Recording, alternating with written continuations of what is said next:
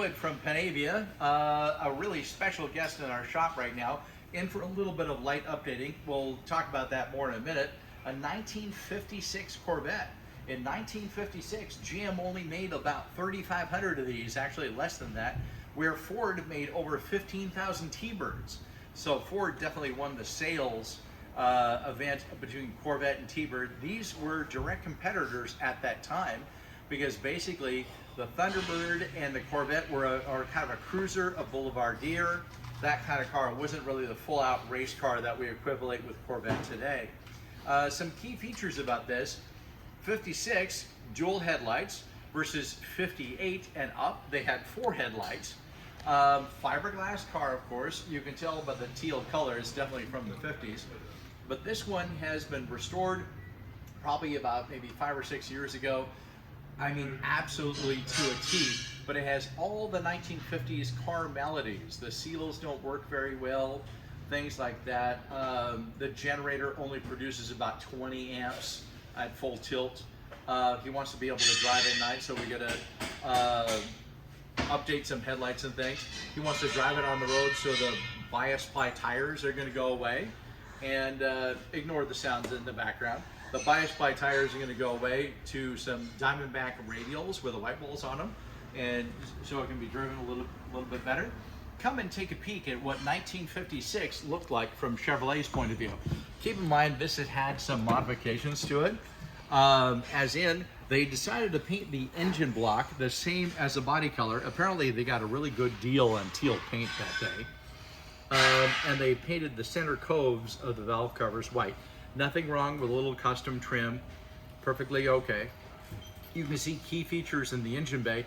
This car has all of its ignition shielding, and that was because the car was fiberglass, and your radio would be disturbed by all the voltage and amperage of the ignition system of those different sparks wandering around the wires and eventually making it to a spark plug. Other key features of the 56 Corvette: the tachometer in the dash was driven off a cable off the generator, and that's one of the reasons why it's here. Apparently that works, but the instrument doesn't, so we got to figure out what's going on there. And with that, there's Max in a Daytona Coupe. There you go. So just like so, on its spring hinges. But one interesting thing about Corvette tops: all the Corvette tops that are made by the current manufacturers for the cars are too short.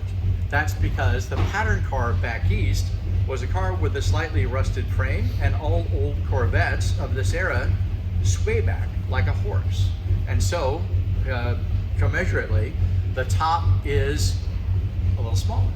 So we usually have to split the seams and extend the top, or make some modifications, or have a custom top made to properly fix a West Coast Corvette.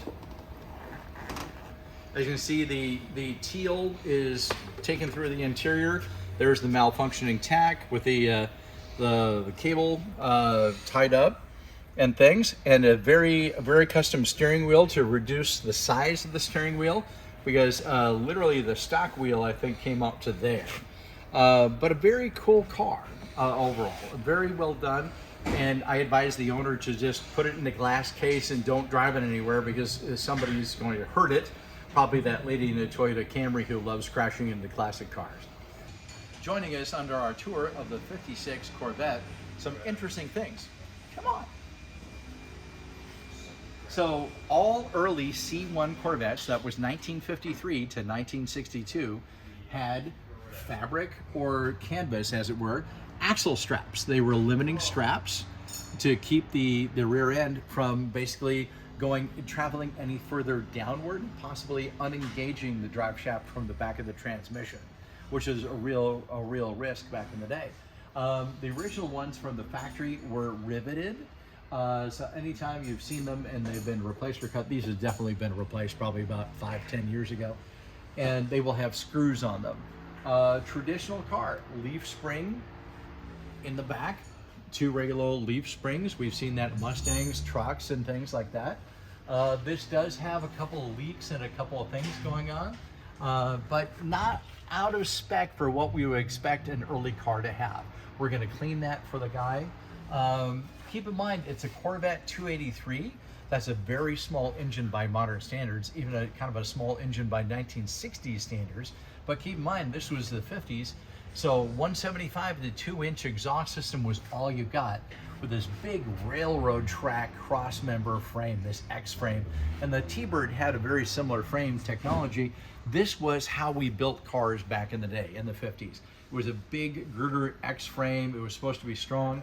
And then you can kind of see the detail work that they did, a little custom work with the teal bell housing. I mean, somebody cared. I often think of the movie Jodie Foster, Anthony Hopkins, Silence of the Lambs. There's these two moth scientists in that movie, and they get the moth and like, well, someone fed him nightshade and honey.